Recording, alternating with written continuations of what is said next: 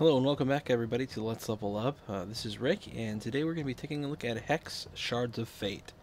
Now this is it's an alpha game, so it's a very early stage of the game, but this is actually a very really intriguing concept to me. It's an MMO virtual collectible card game. So to put that into perspective, it's World of Warcraft meets Magic the Gathering. And to put that into perspective, it's two of the most addictive games kind of melted together. This is being developed by Cryptozoic Entertainment, and they're known a lot in the tabletop gaming scene. They option a lot of different IPs for TV shows and movies and things like that, and produce really good quality games. Overall, I've never played a Cryptozoic game that I didn't like, or at least didn't enjoy playing. Here in this game, it's still a very early aspect of things. What I wanted to do in this video is to kind of show you the card manager, some of the different cards, and then show you an example of how play is going to work. And again, very early in the process for all of this. So what we'll do first is go to the card manager. And just to kind of point out some things, there are 5 different colors of magic. They're represented by shards. Each of these shards are going to gain a charge of that color, and then you'll use that charge to summon spells, creatures, instants, sorceries, that kind of thing. This is very and plays extremely similar to Magic the Gathering. The shards, however, are not going to be represented by actual things like excuse me.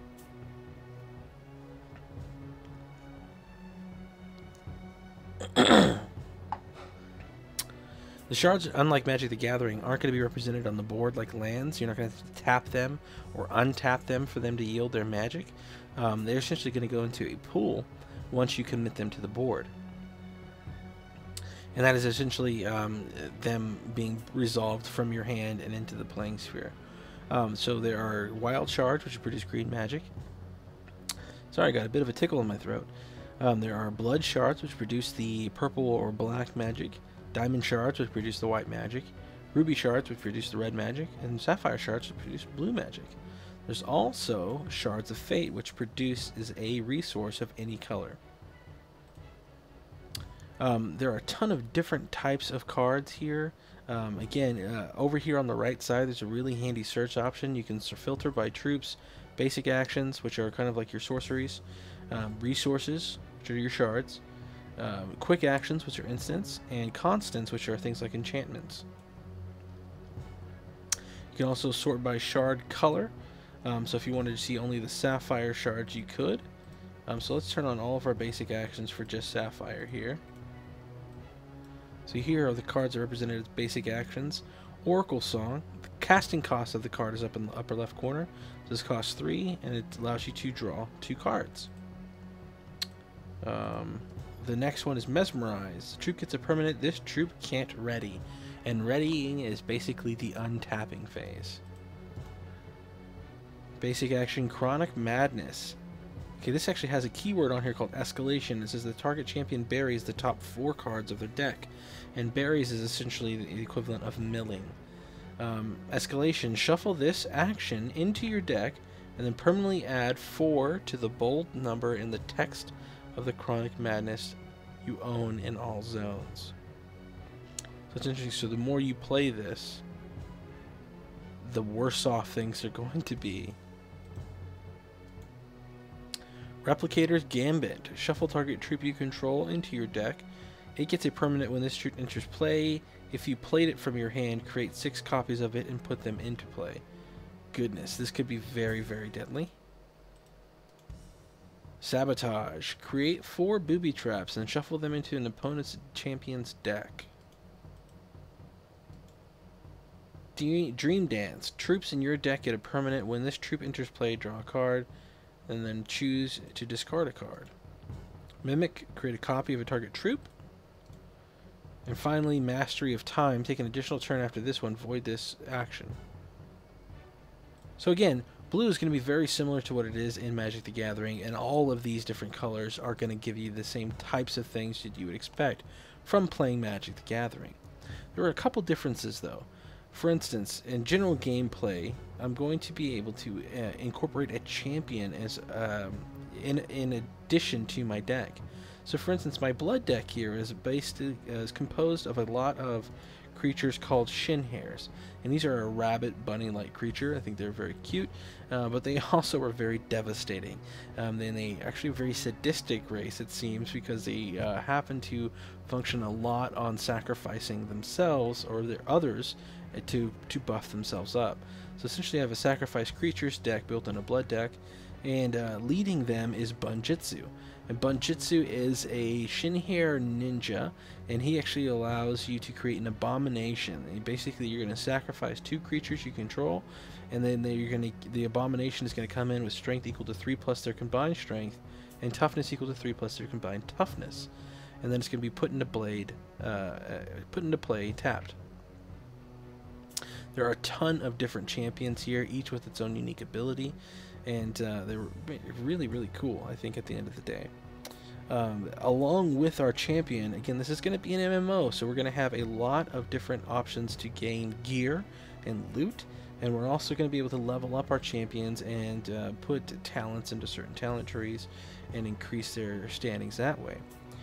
Along with this being a MMO, we're going to be able to form things like guilds and go on instances and raids and do all kinds of things that way.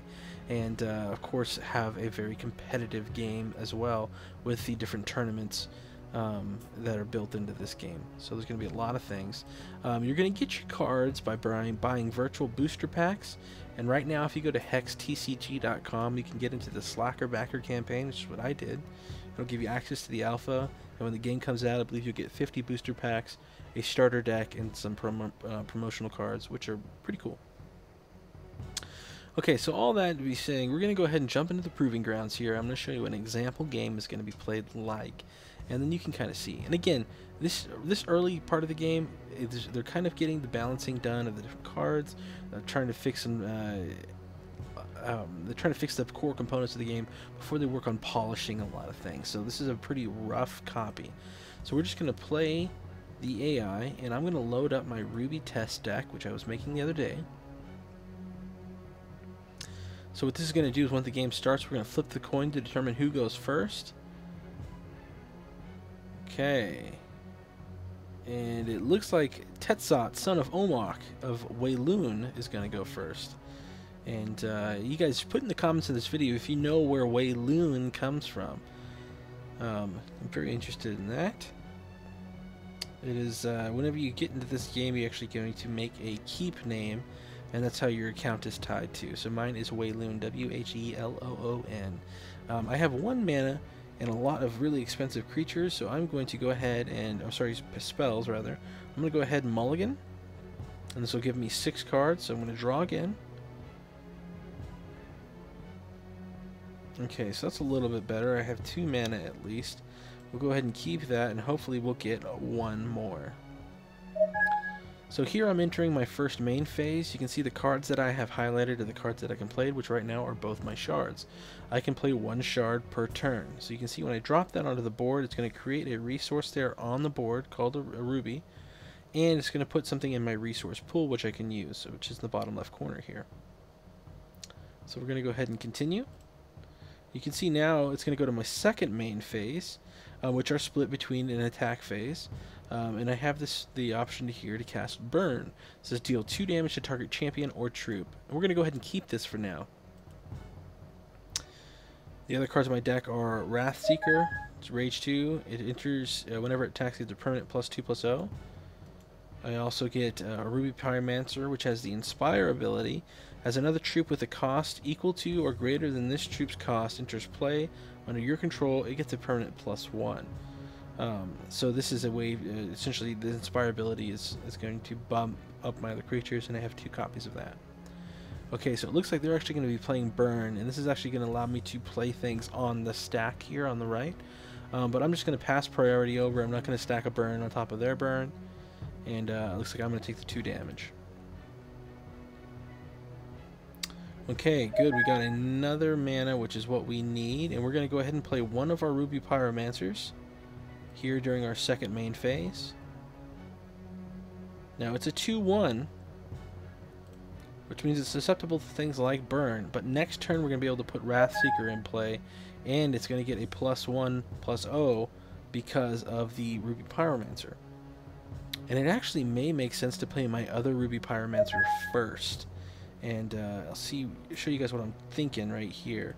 So this is going to stack its ability because it's equal to or greater, so it's going to be a 3/1.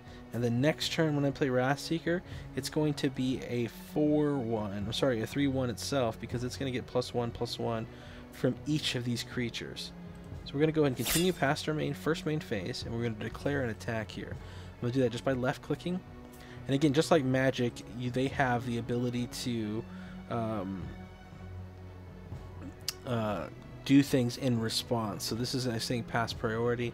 So now that I've declared my attacker and declared my target, I'm going to essentially have the option to put things on top of that in response.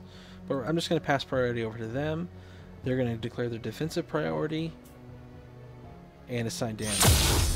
So their defensive priority is going to be things like assign blockers and whatnot. Okay.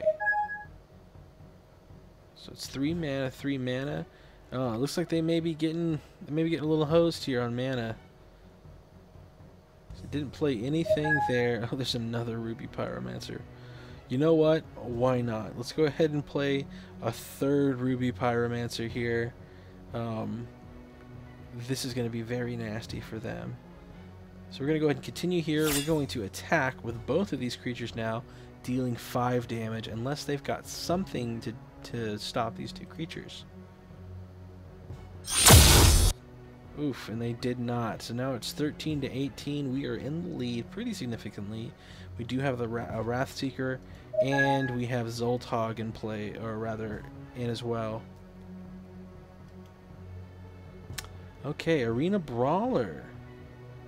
Here we go, an Orc Cleric, 4/1. So, you know, we're going to go ahead and be a little rude, and we're going to get rid of this right quick with a burn. So we're going to put that on the stack. We're going to deal 2 damage to that creature, and it is going to die. Back to our turn. Let's see here. We have Swift Strike, Champions. In Swift Strike, this troop deals combat damage before non-Swift Strike troops. So this is first strike, basically. Champions can't gain health. This is pretty powerful here. So our champion is the equivalent of what our players would be, but again, our champion has a unique ability that they can do.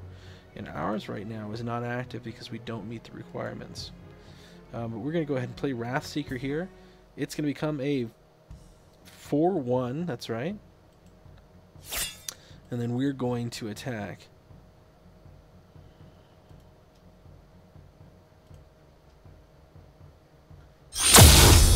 Whew, murderous there. So Poke with the Conflagrator's got to do something here. She's got 5 mana. Let's see. She's going to be doing Ruby Lance. This is deal 1 damage to target troop for each blood that I have. Or that she has. And it looks like she's going to be taking out our Wrathseeker. Oh. So just when he comes out into play, he's going to get taken out of the game. Which is a bit rude, but I get it. It looks like this is going to be a GG for us with only 3 mana in play. We'll go ahead and play our Emberspire Witch to make sure that she can't gain any health. And we will swing with everything that we have. And I don't think she's going to be able to stop this. She's got 2 mana. She could do a couple burns. But I doubt it. She's only got 2 cards in hand. And yep, that's it. We're going to get a pretty easy victory there. All things considered, I think Hex is a really fun game. I think this has the potential, and I'm using that term very liberally here, but it has the potential to be very great. And has the potential to be something that you're going to be spending a lot of time on. I know I will be in the future, as soon as things get fleshed out. There are a few bugs here in the alpha, so if you are one of those guys that doesn't like that sort of thing, or really helping to contribute to the experience for everybody else, you may want to wait until closer to beta before you decide to back it.